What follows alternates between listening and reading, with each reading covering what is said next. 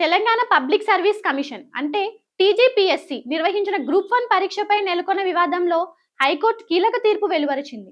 గతంలో single bench judge ఇచ్చిన తీర్పును సీజే ధర్మాసనం రద్దు చేసింది. ఈ రోజు ఉదయం వెలువరించిన తీర్పు ప్రకారం 2024 అక్టోబర్లో జరిగిన మెయిన్స్ పరీక్షల్లో అవకతవకలు జరిగాయన్న ఆరోపణలు తోసిపుచ్చింది. జవాబు పత్రాలను మళ్లీ మూల్యాంకనం చేయాల్సిన అవసరం లేదని స్పష్టం చేసింది. దీంతో గ్రూప్ 1 ఉద్యోగాలకు ఎంపికైన 562 మంది అభ్యర్థులకు ఊరట లభించింది. 2024లో నిర్వహించిన గ్రూప్ 1 పరీక్షల్లో మొత్తం 562 మంది అభ్యర్థులను టీజీపీఎస్సీ ఎంపిక చేసింది.